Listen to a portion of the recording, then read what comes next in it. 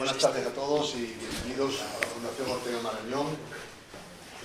Bueno, es una tarde de celebración porque vamos a presentar una magnífica colección de la que enseguida les daré la palabra a mis compañeros de mesa. Mi nombre es Ignacio Blanco, dirijo el Centro de Estudios Orteguianos en la Fundación Ortega Marañón y por eso me toca hacer un poco de anfitrión, pero en realidad venimos a escuchar a estos profesores hablar de esta magnífica colección. Les damos a todos la bienvenida.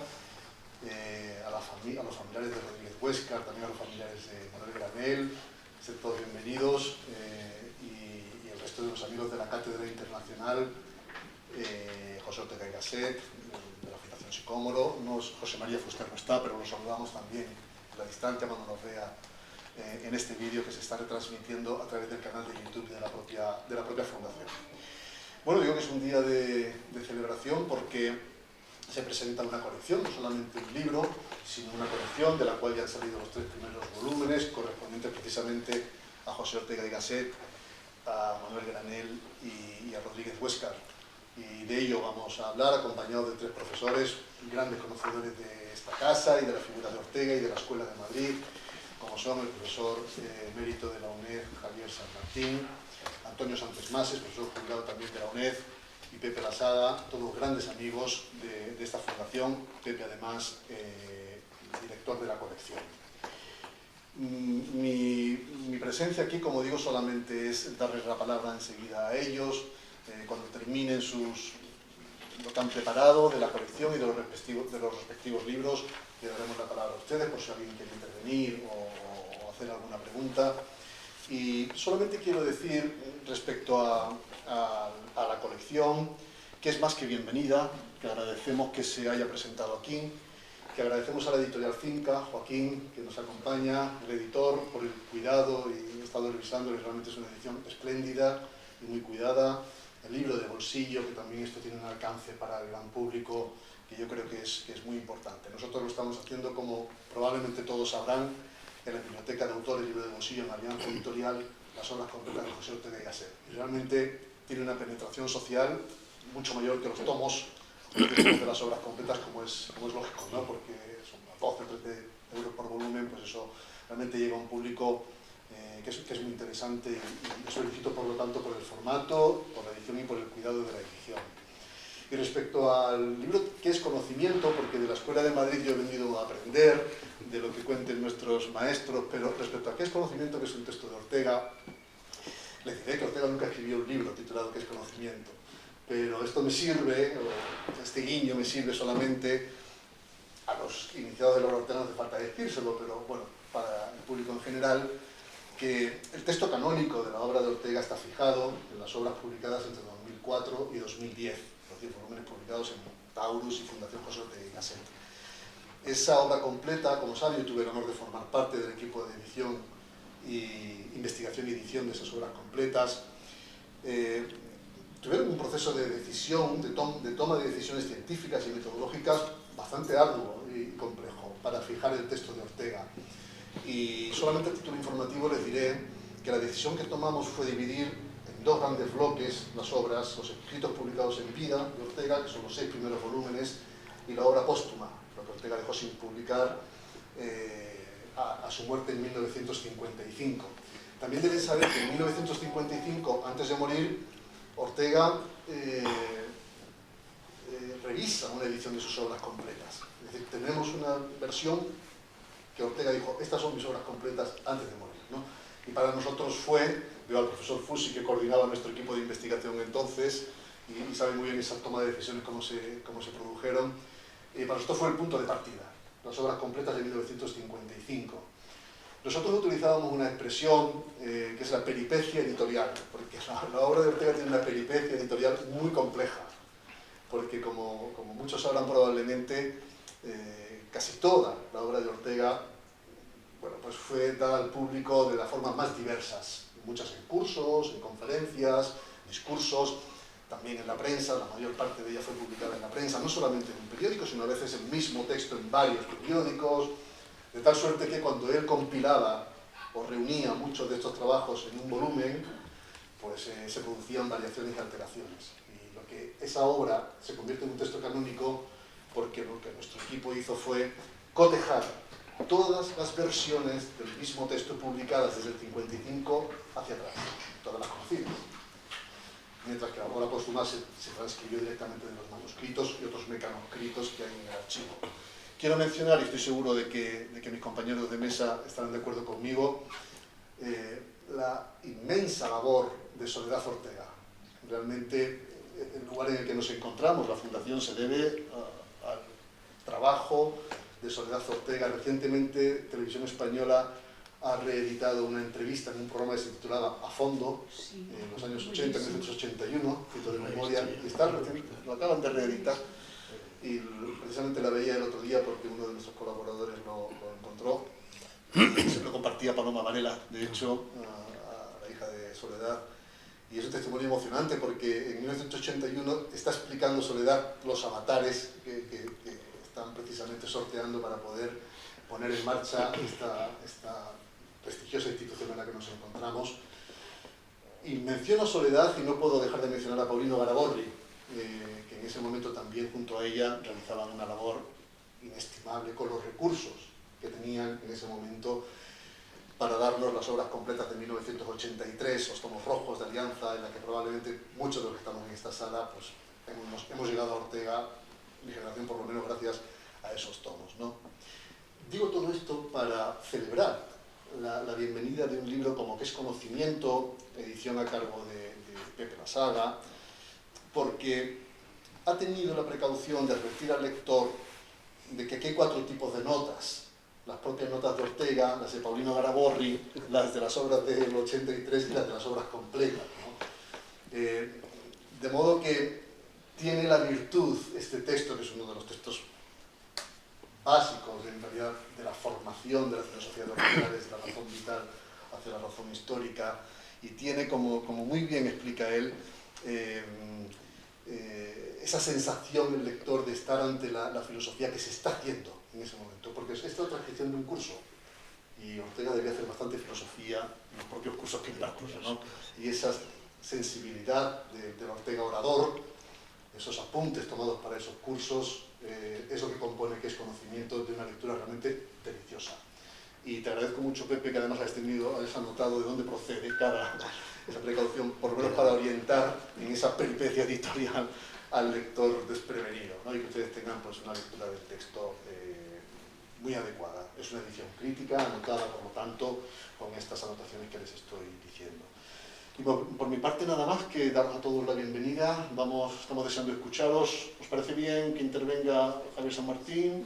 Después Antonio, que dará el turno de palabra al propio Pepe, director de la colección, para hablar de la intención y la idea de esta colección. Así que adelante, cuando quieras, Javier. Bueno, ante todo, buenas tardes y mi agradecimiento a la Fundación Ortega por habernos acogido. Como ha dicho Nacho, pues esto es una institución que ha hecho un bien inmenso a la difusión de Ortega y sigue haciendo. Mi recuerdo de la Fundación pues es ya de los años 90.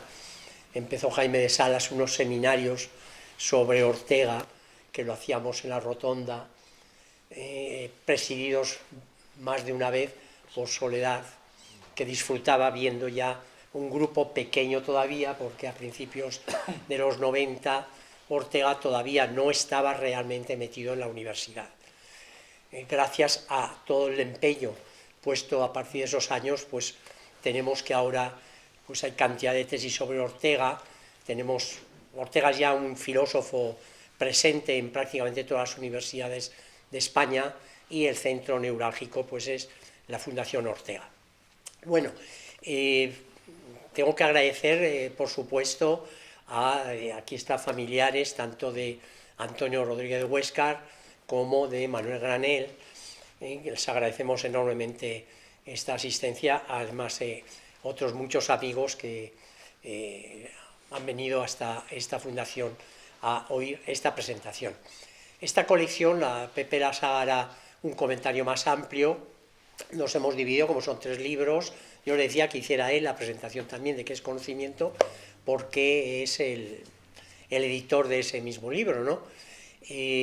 Yo iba a hablar del libro de Manuel Granel, precisamente porque es el menos conocido de todos. En España Manuel Granell, pues hasta recientemente ha sido prácticamente desconocido. Se hizo, cuando vino él mismo a Oviedo, le hicieron allá una entrevista que la hizo Javier, ¿cómo se llama? Fernández. No, la primera fue de Javier, del marido de... Izquierdo. No, tampoco es Izquierdo. Javier Álvarez. Hizo una entrevista muy buena y publicaron además un libro, ya entonces, creo que era sobre el humanismo o algo así, que yo lo tengo ese libro, pero realmente hasta que los familiares hicieron después una Fundación Manuel Granell, con las obras completas en digital, pues era prácticamente desconocido en España, ¿no? Ahora Noé Expósito Ropero, que es profesor en la UNED, pues ha tomado en serio la obra de Granell, en gran medida porque Granell se fija en algo que ha quedado muy disminuido en los comentarios de la obra de Ortega, como es la estimativa.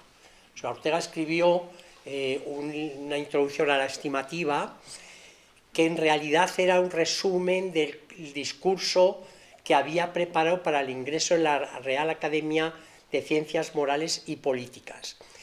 Ese texto del discurso y luego la introducción a la estimativa es un texto espléndido, pero que después Ortega se refiere muy poco a él. Al final de su vida se refiere diciendo que sigue en vigor, pero no hay más. Claro, si dice que sigue en vigor, sigue en vigor. Entonces, la cuestión está que la estimativa y los valores, en general, en el siglo XX, a partir de 1940 o 45, se convierten en algo inexistente para el filósofo. Inexistente. Porque la ética es kantiana y en Kant no habla de los valores. Solo habla de un valor, la dignidad humana, la Würde, no de otros tipos de valores. Claro, ¿quién habla de los valores? Los economistas, pero no los filósofos. Y los valores desaparecieron de la filosofía. ¿Por qué? Por la crítica brutal, uso la palabra, que hace Heidegger a los valores, no solo en la Carta sobre el humanismo, sino también en otros textos, como el concepto de verdad en Platón. ¿Y quién se hace en España eco radical de esa posición de Heidegger? Aranguren.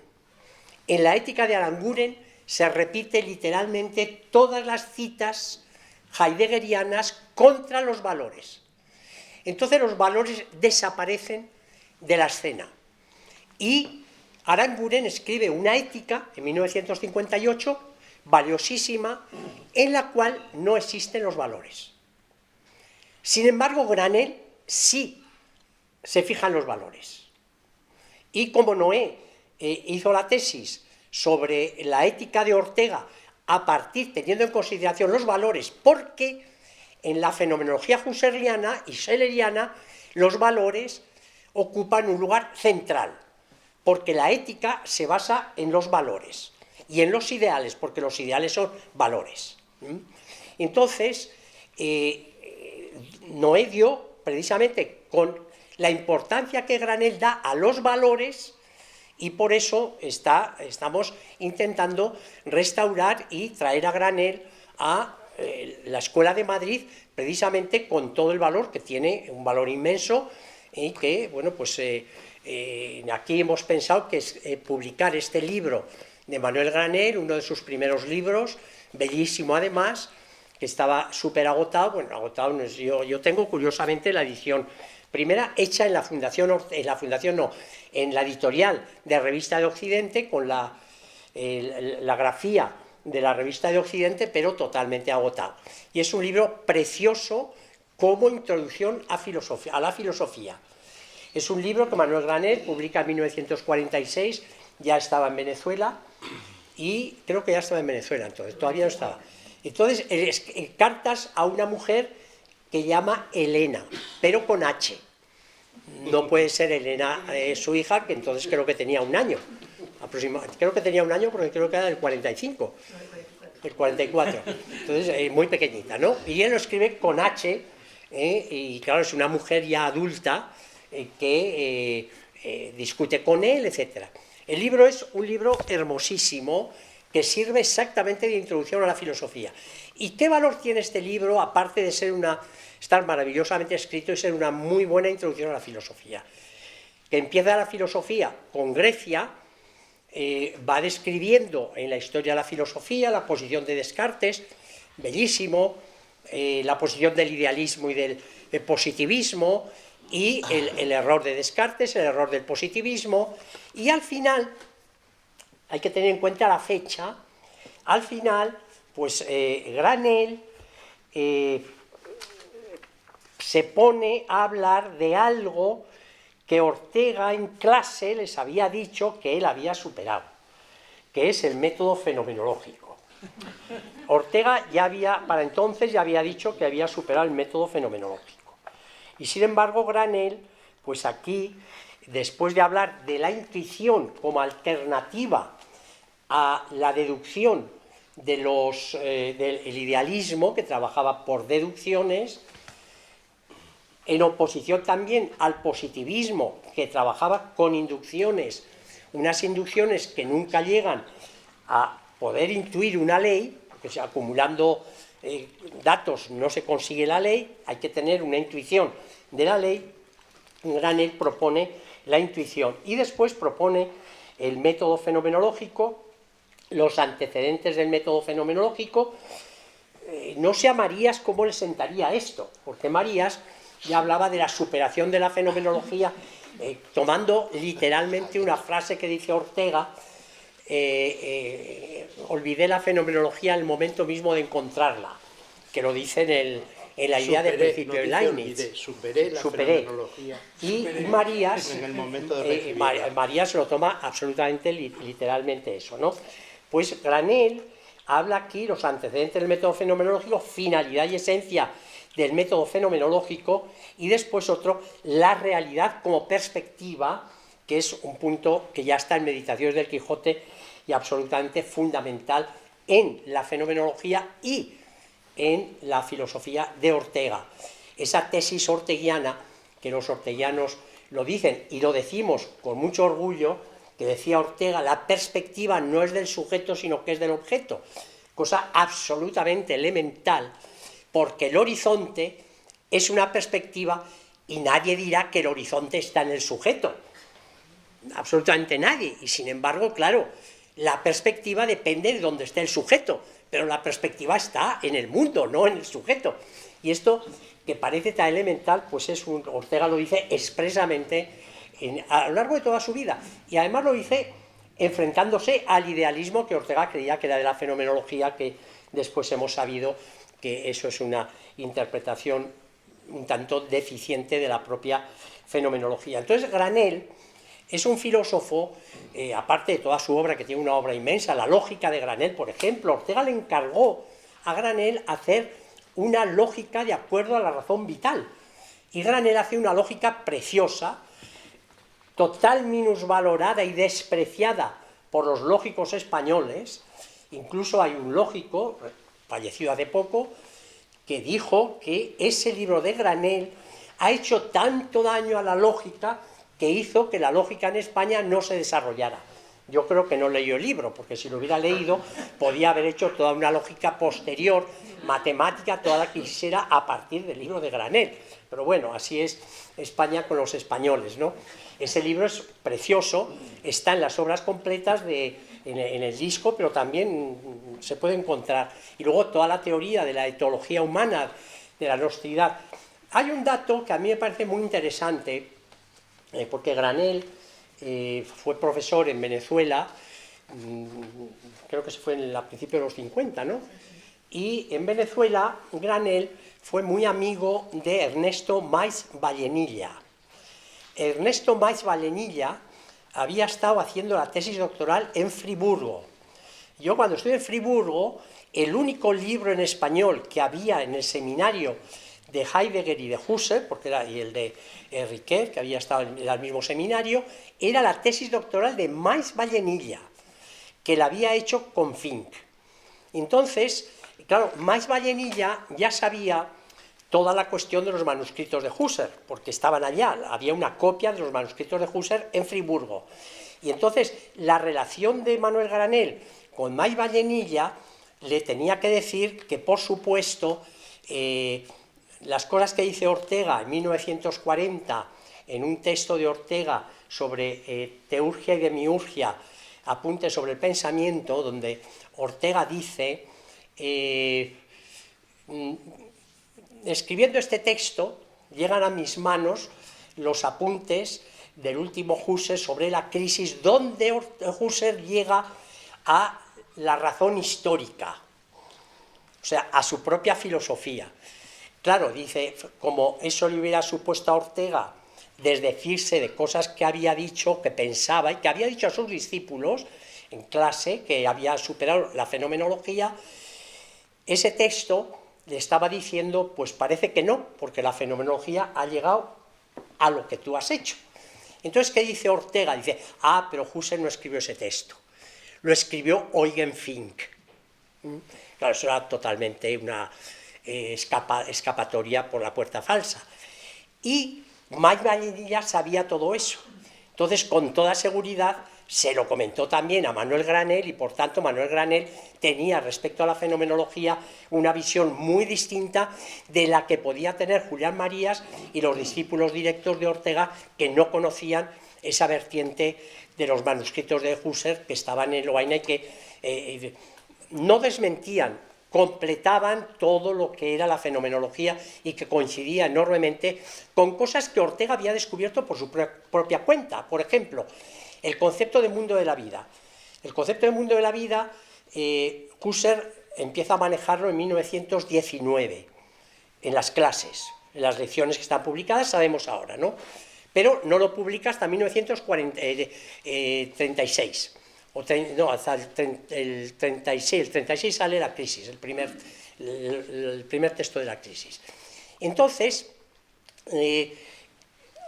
Ortega descubre el mundo de la vida, que llama el mundo vital, lo que es exactamente lo mismo, habla del mundo vital ya en qué es filosofía, en las clases de qué es filosofía. Y antes, en el tema de nuestro tiempo, habla de la dimensión vital del mundo. Claro, la dimensión vital del mundo es exactamente lo mismo que el mundo de la vida. O sea, el concepto husserliano, es decir, Ortega llega a ese concepto de modo absolutamente independiente, porque de Ortega no podía, de Husserl no podía tener ese concepto. Y sin embargo, Ortega descubre ese concepto. Claro, ¿por qué? Porque si uno describe la experiencia es lo que es, y no puede ser otra. Entonces, si describimos eso, estamos en el mundo tal como es, que es el mundo en el que vivimos, un mundo con direcciones. Viniendo aquí yo estaba pensando, claro, el mundo de la física no tiene direcciones. El mundo en el que vivimos pues está lo de delante, lo de detrás, lo de la derecha, lo de la izquierda, lo de arriba y abajo. Todo el mundo es así. Sin embargo, nada de eso está en la ciencia. Entonces yo creo que Manuel Granell, al contacto con Mais Vallenilla, tuvo un acceso muy directo a un método fenomenológico al que no tenían los Julián Marías, por ejemplo, que se había quedado aquí y no había tenido ese contacto. Bueno, entonces les animo, ya no quiero hablar más, les animo a leer este libro, que además es una introducción magnífica a la filosofía y un goce en la forma en que está escrito. Muchas gracias.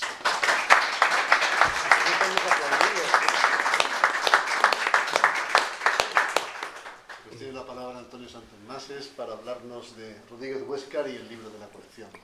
Bueno, y de otro, que es el que le voy a recomendar a la colección que vuelvo a publicar, que es La Semblanza de Ortega, de Antonio Rodríguez Huéscar, y diré después por qué creo que sería merecedor de esta colección. Bueno, pues efectivamente cuando Pepe Lasaga me dijo esto, yo pensé, bueno, no tenía los libros, después ya vi los libros y tal, ¿cómo me oriento? Y me recordó el debate que llevábamos teniendo, somos de la misma generación, Pepe Lasaga y yo, sobre estos temas tantos años. Porque efectivamente cuando Javier San Martín decía esto, es verdad que en el departamento que compartíamos, cuando él inició las cuestiones sobre Ortega, pues éramos muy pocos los que íbamos, pero yo iba siempre, me interesaba mucho. Entonces lo que pasa es que a mí me interesaba, claro, un Ortega más vinculado al debate político de los años 30 y más vinculado también a cómo era recibido, recogido por Marías. Entonces, ya para aquel entonces había salido España Inteligible de Marías, ¿no? El libro de Marías.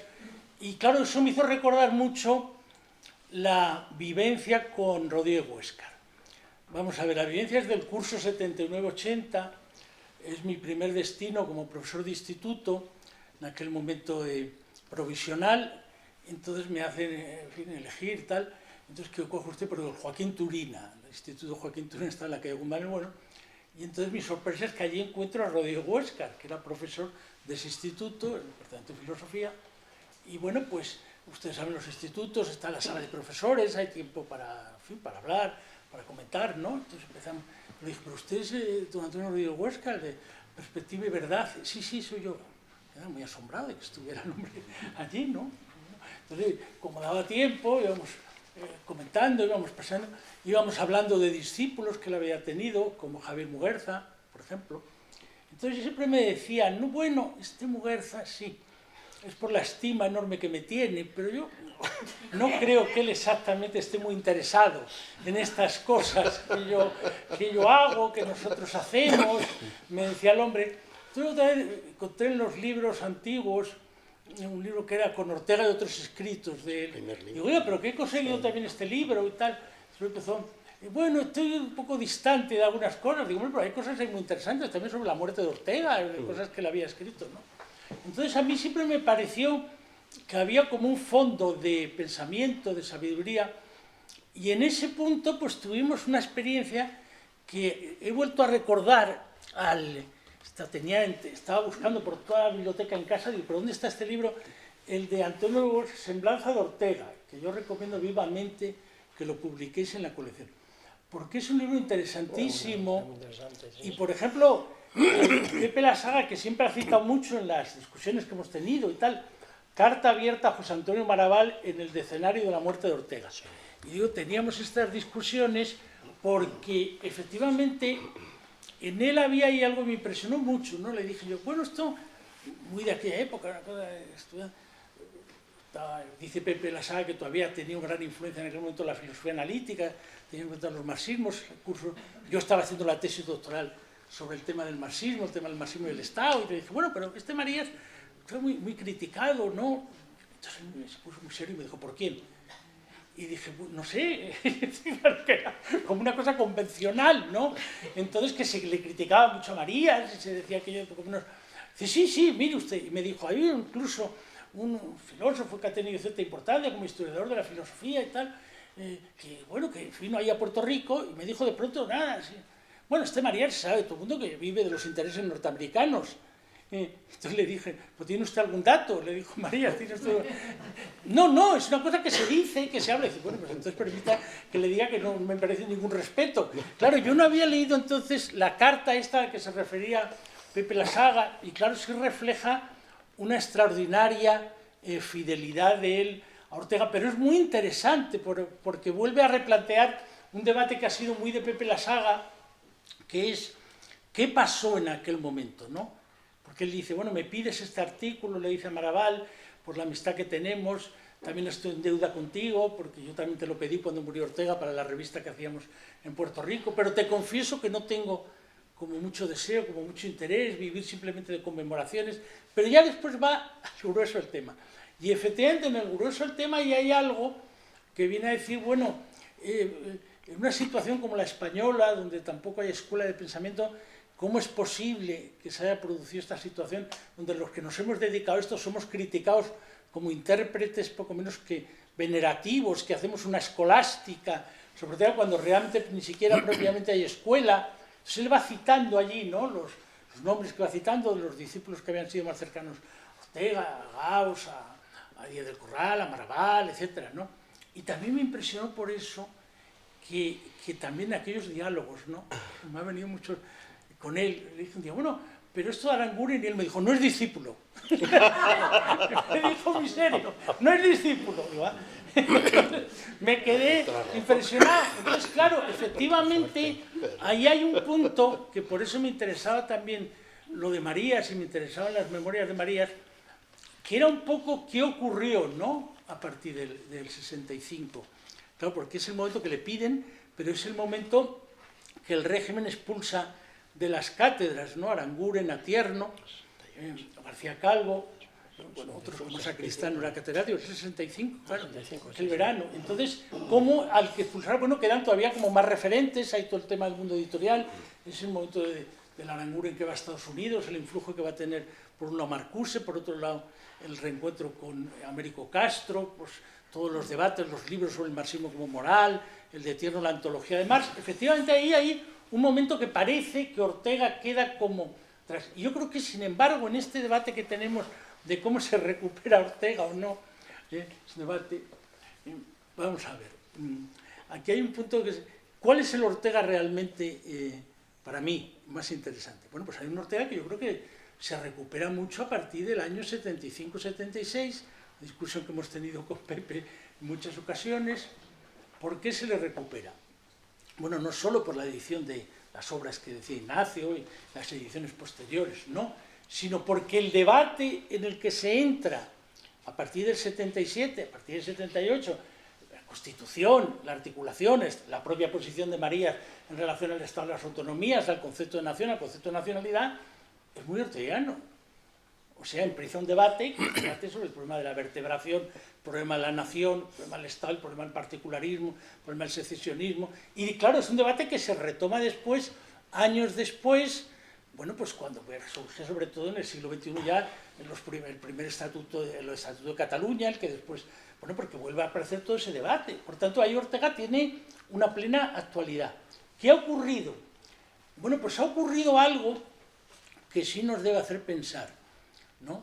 Más allá de los que tenéis esta voluntad verdaderamente inquebrantable de intentar ver la conexión y la superación o no de Ortega con la fenomenología o del sistema, que de alguna forma aparece también en Lodezos y Logos, como diciendo, él quiere, eso que nos explica muy bien Pepe Lasaga, él ha escrito estas cosas, pero en los últimos años ya está jubilado, quiere sobre todo volver otra vez a ver si cojo el sistema. Bueno, pero sin embargo, visto desde la otra perspectiva, ¿qué es lo que ha ocurrido? Bueno, yo creo que la filosofía analítica fue perdiendo peso como filosofía, pero ocurrió algo en la...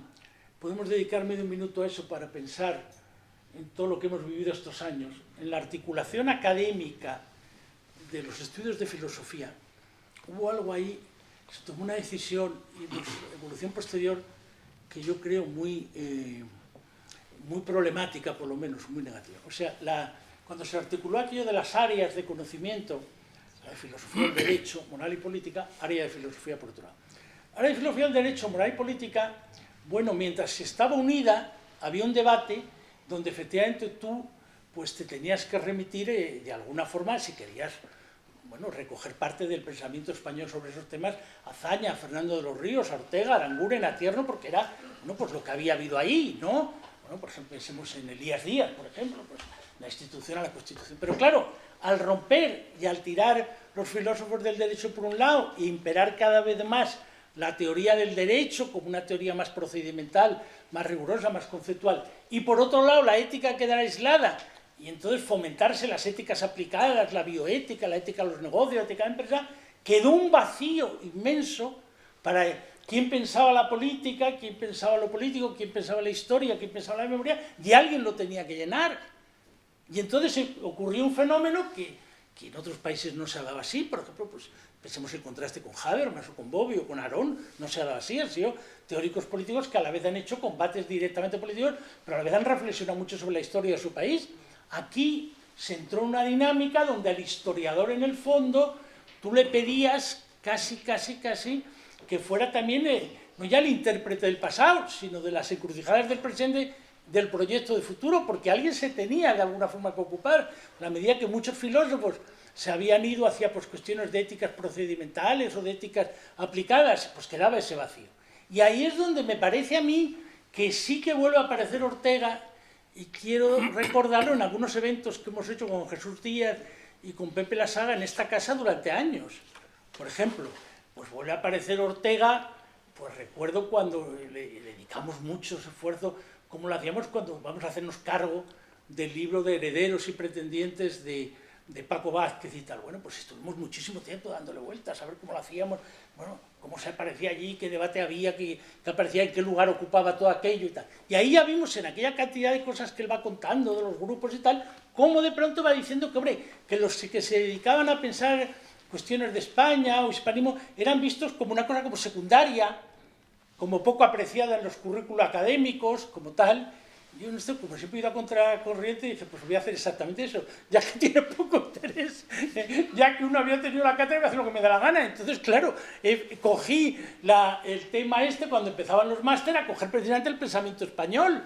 Y entonces coincidíamos con Pepe La Saga, porque él hacía la Escuela de Madrid, yo hacía el pensamiento español, yo heredé la suya cuando le jubilaron de aquella forma indecorosa y ignominiosa ya con 65 años, porque no había manera de resolver el problema aquello de los profesores asociados.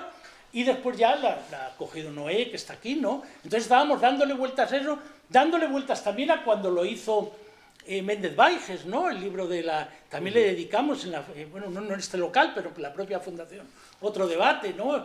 La tradición de la intradición, todo ese punto. Entonces ahí sí que aparece como la figura, y claro, aparece todavía más hoy, donde de pronto yo era consciente con los alumnos, ponía trabajos, ¿no? Y de pronto yo veía que aunque en la asignatura estaba Aranguren, estaba Tierno, estaba Sánchez de Vázquez, cada vez se pedía menos de ellos. Y cada vez se pedía más de Ortega y de Azaña. Y yo creo que tenía mucho que ver con el debate del Estatuto, con el debate después de la memoria histórica, con el debate de lo que ocurrió después con la Declaración Unilateral de Independencia. En fin, la gente quería hacerse cargo de alguna forma de cómo había empezado ese debate, cuáles eran las raíces de ese debate, qué era lo que había significado todo aquello, ¿no? Entonces ese punto me parece a mí importante. Por tanto, sí es un debate que nos ha llevado años.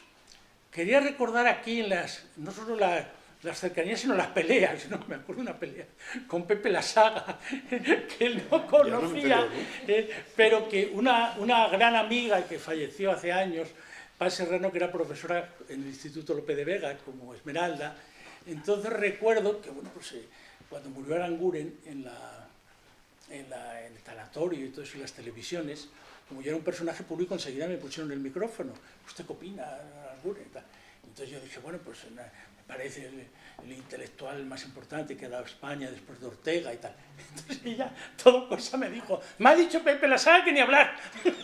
Al día siguiente, siempre animosa, que ni hablar. Entonces yo decía, bueno, ¿dónde estaba el lío? Entonces el lío estaba en estas discusiones sobre, claro, cuando lees lo de la Carta de Maraval lo entiendes. No le cita directamente, pero claro, toda la cosa está viendo la figura de Aranguren. Entonces, claro, lo que había significado Aranguren para nosotros, las jóvenes generaciones, pues ya no era el Aranguren de la ética. Yo se lo decía siempre a Mujerza, pero hombre, el de la ética, pero ¿cómo voy a ponerme la ética si ya he leído lo posterior, que para mí rectifica lo de la ética? Yo comprendo que tú empezaste con la ética, el otro, pero claro, tú ya cambió, después cuando él escribió el marxismo como moral, o moralidades de hoy y de mañana, él ya estaba en otra cosa, ¿no? Entonces, bueno, todo el cambio tal. Por tanto, sí que me parece a mí que en esta colección sería muy importante que se intentara recuperar, y por eso recomiendo lo de la semblanza de Ortega, porque sí que recoge textos que a lo mejor para él fueron menores, pero que son enormemente interesantes para ver cómo se vivían ellos, cómo se vivía ese tipo de generación. Fíjate que la aparece además en una colección interesante, Exilios y heterodosias, memoria rota, o sea que está todo dicho, para recuperar, ¿no? En el sentido de lo que puede ser la Escuela de Madrid. Y ya por último, hombre, el libro aparece en una editorial donde ha aparecido también el trabajo de Pepe, ¿no? El trabajo de la modernidad, del liberalismo, el que termina todavía en el Ortega del 31-32, pero estamos esperando que siga, porque claro, entre las reflexiones que hicimos aquí, de debates de enorme interés, pues fue Pepe La Saga el que me lo pasó, ¿no? Me interesó muchísimo, no sé cómo lo había conseguido, me dijo, mira, si aquí está todo. Y digo, anda, pero es interesantísimo esto, que era los discursos que se hacen después de morir Ortega, el de González Álvarez, el de Laín, el del estudiante aquel que habla, que es impresionante, porque me dice todo malévolo y agudo Pepe La Saga, léetelo bien porque verás que González Álvarez ya supera a Ortega y a la metafísica de Ortega, ya entonces, solo un mes después de muerto, ya considera que se puede superar, que no había llegado a alcanzar la hondura metafísica. Y entonces me fui efectivamente a verlo allí, claro, tiene poco que ver lo de García Gómez, de lo de Marañón, que también hablan, por cierto, con gran dolor de Marías, que se dirigió a él a Marañón para decirle que le parecía muy mal que hubiera participado. Y entonces es un punto ahí donde efectivamente está otro tema de enorme interés. Por tanto, yo ahí sí que, aunque os he visto juntos, os he visto como estas parejas juntas pero disjuntas, o sea, afinidades selectivas por el tema, pero a la vez posiciones, ¿no? Porque nunca le he visto a Pepe tan obsesionado con lo de la fenomenología, con lo de la metafísica, pero más con lo de la historia, con la política, con un Ortega que a veces nos ha llevado a discusiones, porque sí que recuerdo, ya termino con esto, por las anécdotas y por las experiencias que me ha hecho recordar esta invitación de Pepe La Saga. Recuerdo muchas veces cuando llevé a Santos Juliá a los programas de radio de la UNED, le decía yo, digo, pero tú es que no te das cuenta de una cosa, que es que dentro, allí hay grupos distintos, digo, estáis vosotros los que hacéis lo de la historia contemporánea, están los que hacemos lo de la rotonda, que era interesantísimo, que organizaba Pepe Varela, que es una cosa realmente fascinante.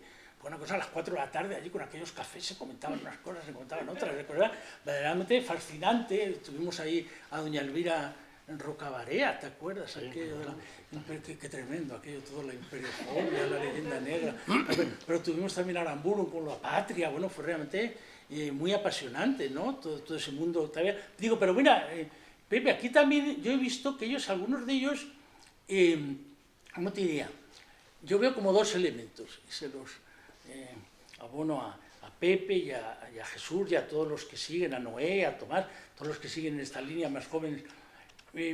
Por un lado está, aquí hay algunos historiadores, constitucionalistas que hablan, y yo a veces cuando les escucho digo, pues a mí me parecen pre-orteguianos, porque hablan de una manera de la restauración y todo eso, digo, pues esto no es lo que decía Ortega en lo de España invertebrada, ni en la rebelión de las masas, ni en Vieja y Nueva Política, en los discursos. Esto hablan como si hubiera habido un mundo de la restauración muy ajeno a lo que realmente él en aquel momento vivía.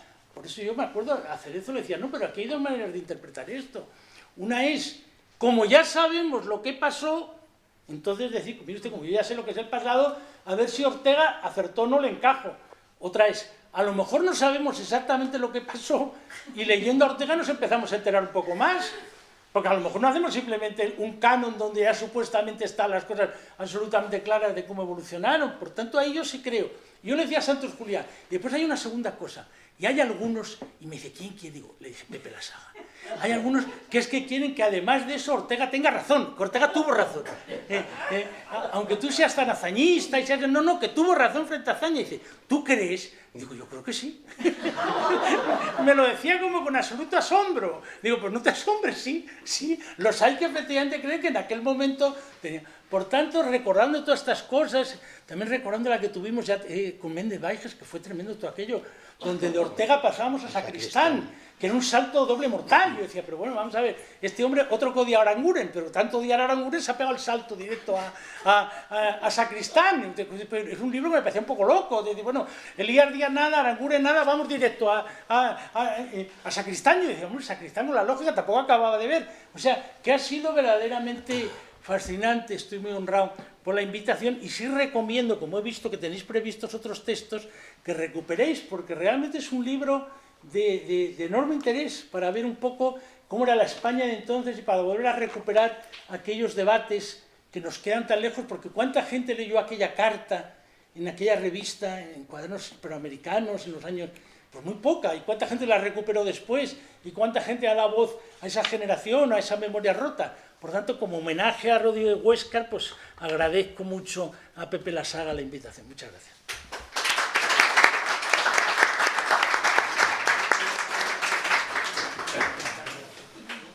Pues, Pepe, tu turno. Estamos sobre la hora, o sea que muy bien, tienes unos minutos y... Muchas gracias. Bueno, en primer lugar, agradecerles a ustedes su presencia, a la Fundación Ortega Marañón y por supuesto al Estudios Orteguianos, que sean nuestros anfitriones y hayan puesto a nuestra disposición la sala. Y voy a hablar de la colección que editamos sobre la Escuela de Madrid. ¿Tendría alguna cosa que decirle a Javier? Por ejemplo, le voy a decir solo una. Que Ortega nunca elaboró el concepto de mundo de la vida porque desde mucho antes habla de la vida humana como realidad radical, con lo cual él no necesitaba el concepto de mundo de la vida. Cierro paréntesis, luego en privado me replicas, pero no, ahora en el diálogo. Estoy yo en el uso de la palabra. La cuestión es que vamos a terminar creyendo que existe tal cosa como la Escuela de Madrid, que ha sido un concepto muy discutido por los que se dedican a la historia de las ideas, que es la gente que tiene que opinar sobre esto. Es un concepto que empezó de forma muy humilde, es un concepto que alude inevitablemente a una dramática fractura, puesto que la Escuela de Madrid se quedó sin espacios y sin instituciones a cuenta de la guerra civil, como todos sabemos. Y que eso, en cambio, convirtió a la Escuela de Madrid en una realidad virtual y a veces sumergida. A Ortega le gustaban mucho las culturas sumergidas, a las que llamó en términos generales las Atlántidas, ¿no?, en un precioso libro del año 24. Y, bueno, lo que pueden tener de bueno las culturas sumergidas y las escuelas sumergidas es que luego pueden emerger en un momento determinado. Quizás el momento determinado pueda ser precisamente porque se ha producido una especie de concatenación de circunstancias absolutamente favorables, porque de otra forma no habría sido posible. Ahí están los libros custodiados por los herederos que nos acompañan. Ahí está pues, la decisión de la Fundación Sicómoro de crear una cátedra internacional Ortega y Gasset en la UNED. Sin ambos gestos, sin ambas instituciones, no habríamos llegado a tener una colección dedicada a la Escuela de Madrid. Y todo ello, efectivamente, ha hecho que ahora mismo existan 3 libros y haya de camino, pues por lo menos, ya veremos si las finanzas lo toleran, pero por lo menos otros 2 en las próximas fechas y probablemente el año que viene, si no otros tantos, por lo menos otros pocos libros. El espíritu que eso es lo que me toca a mí, digamos, describir o definir, el espíritu de la escuela, de la colección, es publicar primero a aquellos que tienen menos facilidad para llegar al público. Por eso, con la excepción, claro, de qué es conocimiento de Ortega, pues Ortega es uno de los muy bien editados desde hace muchísimos años. El segundo y el tercero, es decir, el libro de Huéscar, Etos y Logos, y el libro de las cartas filosóficas de Manuel Granell, probablemente no estaban, son libros que no estaban disponibles.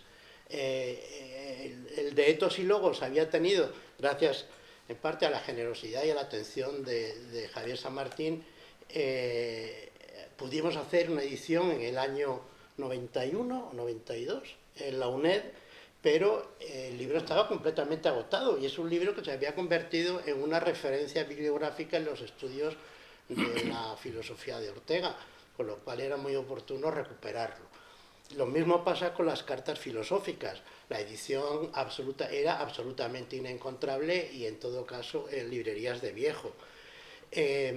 Los libros que vienen, otro curso de Rodríguez de Huéscar que fue concebido en los cursos que él dictaba en la Universidad de Río Piedras. cabría hablar, si tuviéramos más tiempo, que no vamos a tenerlo, de la proyección americana de la Escuela de Madrid, porque realmente ha sido donde, si se puede hablar de que algo cuaja y se prolonga en el tiempo, no es en España, donde el nacionalcatolicismo cerró por completo las puertas a la filosofía de Ortega y de sus discípulos hasta fechas recientes, por no exagerar, ¿no?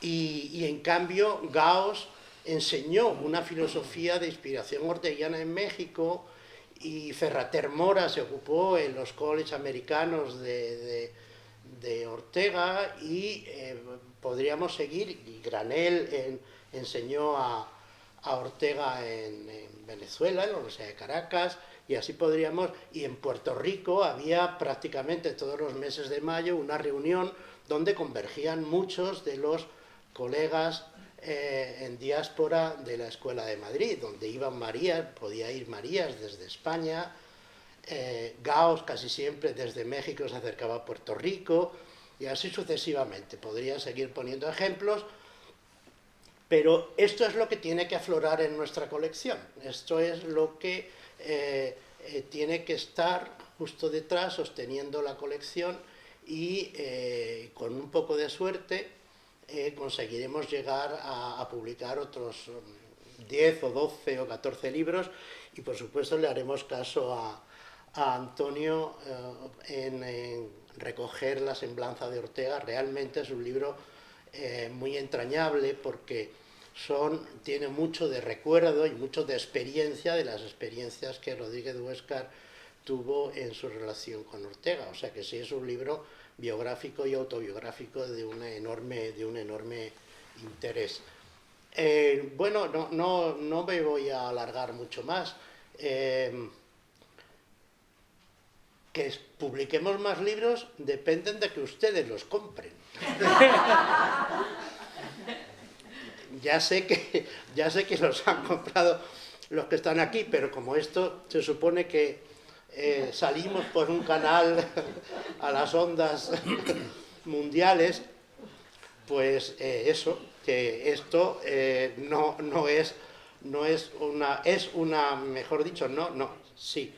es una tarea absolutamente altruista, pero que evidentemente en la medida en que los libros tienen un coste, reclaman ser bien atendidos en un mercado. De modo que yo no voy a decir nada más al respecto, pero sí quiero anunciarles, y con eso voy a terminar, que tenemos muy cerca ya de poder publicar una colección de ensayos de Rosa Chacel sobre Ortega, solo encontrables en sus obras completas.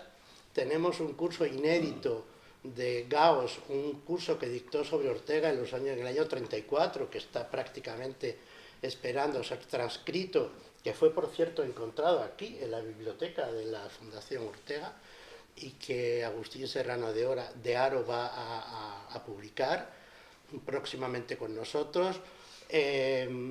Queremos editar también una colección de ensayos de María de Maeztu, que Concha de la Berriague, que nos acompaña, va a editar para nosotros, y así sucesivamente. Hablo de memoria, hay más libros. No nos olvidaremos de los bien editados, no nos olvidaremos de Julián Marías, de María Zambrano, no nos olvidaremos de ellos, pero los vamos a poner a la cola, claro, por una razón muy sencilla, porque tenemos la obligación de poner al alcance del público estudioso los libros que son muy difíciles de encontrar. Y este es el espíritu de la colección, y espero que ustedes sigan prestándole atención y afecto. Muchas gracias.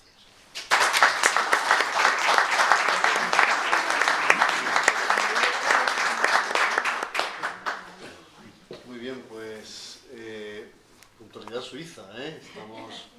Creo que es el turno de alguien en la sala que quiera tomar la palabra para algún comentario, alguna pregunta a nuestros invitados.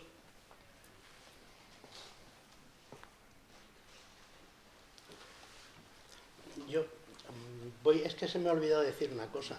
En el conjunto de los agradecimientos quería haber citado, y se me ha pasado, a Antonio López Vega, porque fue quien me presentó a Joaquín Sastrón, y no está aquí porque él está en México, está haciendo las Américas, ha emigrado a México. Entonces, ha tenido mucha presencia en esta casa porque ha sido director de estudios orteguianos, perdón, director del Instituto de Investigación, del Instituto de Investigación José Ortega y Gasset.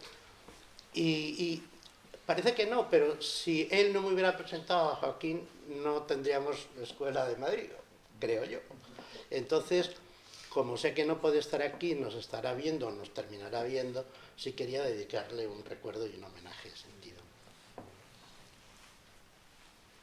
Tomás, tal vez al ser una iniciativa de la cátedra, tú la diriges, ¿quieres decirnos algo? Simplemente pues agradecer a la Fundación Ortega, agradecer también a la Fundación Sicomoro pues el apoyo que nos dan, agradecer un poco también a todos los que también muy animosamente pues ya han empezado a leernos, también a felicitarnos. Se trata de eso, entre todos pues también recuperar esta forma de hacer filosofía tan valiosa en nuestra época, en nuestro momento. Agradecimiento también a vosotros que estáis también llevando a cabo este acto y adelante, que esto no ha hecho más que comenzar. Muy bien. Marcamos todos en ello. Bueno, es muy necesario que recuperemos la Escuela de Madrid, que releamos a estos autores, y lo ha explicado muy bien Pepe, sobre todo los que están más inaccesibles o solo en librería de viejo, ¿no? Que podamos hacerlo con ellos. ¿Sí? Quizá la familia, si quiere unas palabras. Yo lo he pensado, pero por otra parte, y después he pensado, pero ¿con qué derecho les voy a forzar a que digan nada? Pero estaríamos encantados de escucharles a los familiares de Huéscar y de Granel. Si quieren decir alguna palabra. Yo digo algo si queréis. Adelante. Insisto que lo había pensado, pero después he dicho, no lo voy a forzar a que... Yo soy Eva, una de las hijas de Rodríguez Huéscar. Yo lo que tengo es un agradecimiento inmenso, primero a Pepe La Saga, porque la verdad es que él se ha ocupado muchísimo de la obra de mi padre y además le guarda un recuerdo, una memoria, una afectiva enorme. Y bueno, pues estamos agradecidos también a la colección, a quien sea, El editor, sí, Joaquín, sí. Y a la Fundación Ortega también, por supuesto, porque siempre se ha portado muy bien con mi padre. Nada más. Estupendo. Nosotros también queremos agradecer a la Fundación Ortega y a este señor que publicó el libro sobre mi padre. Y me hace gracia porque yo ustedes las conocí en el 78, porque mi padre era muy amigo de Antonio. Sí. Muy amigo de él. Y yo soy sobrina de Gauss. Sobrina de Gauss. Coincidimos en un homenaje. Granel vino a Ciudad Real a un homenaje que le hicimos a Antonio, yo creo que al año de la muerte, justo un año. No llegó al año. No llegó al año, ¿no? Llegó al año. Sí, vino Manuel Granel y dio una conferencia en Ciudad Real sobre la filosofía de Antonio. Yo conocí a tu padre, sí, en el 68 que tuvo papá de año sabático aquí y yo vine con él. ¿Me acuerdo de ustedes? Bueno, me acuerdo. Pues es un honor tenerlas aquí con nosotros y espero que vengan muchas veces más, cada vez que puedan pasar por la Fundación. Y vamos a terminar el acto, si no hay más preguntas. Les recuerdo que estamos celebrando el centenario de una obra importante de Ortega, la deshumanización del arte. Es una obra que se publicó en 1925, estamos por lo tanto con el centenario. Desde enero venimos realizando un conjunto de actividades divulgativas, algunas más académicas, pero en concreto inauguramos el viernes pasado en la sala de exposiciones que está en el edificio Arniches, justo a la espalda de este, una exposición que estará de visita gratuita hasta el 11 de diciembre sobre la deshumanización del arte. Creo que les puede interesar porque hemos realmente expurgado el archivo Ortega con documentos, algunos desconocidos, de la formación del joven Ortega, la formación literaria, musical, los ballets a los que iba y cómo en esos programas de los ballets tomaba notas manuscritas que después pasaban a sus textos, cartas con una invitación personal de Einstein para que exista una conferencia que va a impartir en Madrid, una carta personal de Paul Valéry, bueno, traducciones a muchos idiomas, incluido el braille, de la deshumanización del arte. Y bueno, y un guiño a la actualidad, porque hemos preguntado a la inteligencia artificial qué piensa de la exposición del arte de José Ortega y Gasset, y hay un pequeño diálogo grabado en un vídeo de 10 minutos.